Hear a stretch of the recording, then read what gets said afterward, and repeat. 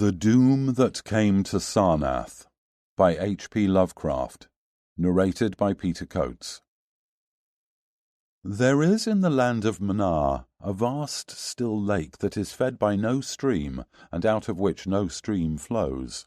10,000 years ago there stood by its shore the mighty city of Sarnath, but Sarnath stands there no more.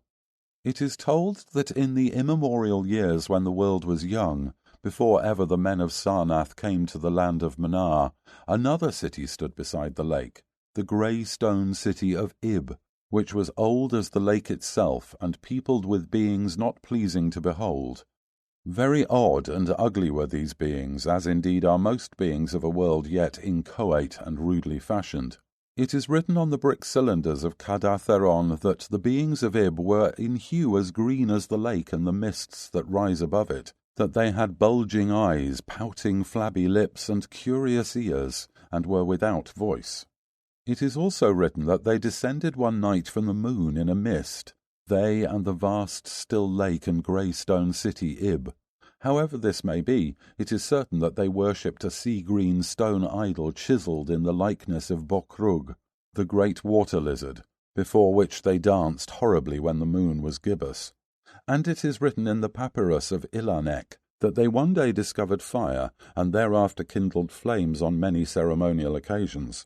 But not much is written of these beings, because they lived in very ancient times, and man is young, and knows little of the very ancient living things. After many eons men came to the land of Mnar, dark shepherd folk with their fleecy flocks, who built Thraa, Ilarnek, and Kadatheron on the winding river Ai, and certain tribes, more hardy than the rest, pushed on to the border of the lake, and built Sarnath at a spot where precious metals were found in the earth. Not far from the grey city of Ib did the wandering tribes lay the first stones of Sarnath,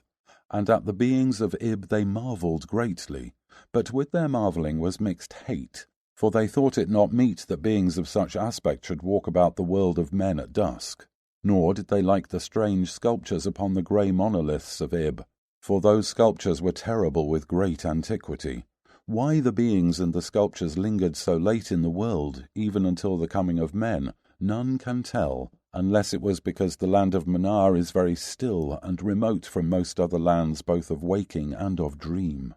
As the men of Sarnath beheld more of the beings of Ib, their hate grew, and it was not less because they found the beings weak, and soft as jelly to the touch of stones and spears and arrows. So one day the young warriors, the slingers and the spearmen and the bowmen, marched against Ib, and slew all the inhabitants thereof, pushing the queer bodies into the lake with long spears, because they did not wish to touch them. And because they did not like the grey sculptured monoliths of Ib, they cast these also into the lake, wondering from the greatness of the labour however the stones were brought from afar, as they must have been, since there is naught like them in all the land of Mnar or in the lands adjacent. Thus of the very ancient city of Ib was nothing spared save the sea-green stone idol chiselled in the likeness of Bokrug, the water lizard. This the young warriors took back with them to Sarnath as a symbol of conquest over the old gods and beings of Ib, and a sign of leadership in Mnar.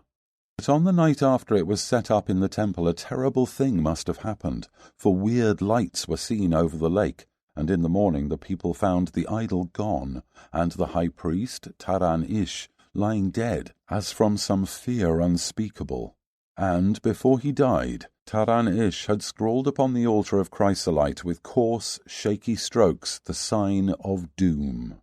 After Thraa there were many high priests in Sarnath, but never was the sea-green stone idol found. After many centuries came and went, wherein Sarnath prospered exceedingly, so that only priests and old women remembered what Thraa had scrawled upon the altar of chrysolite.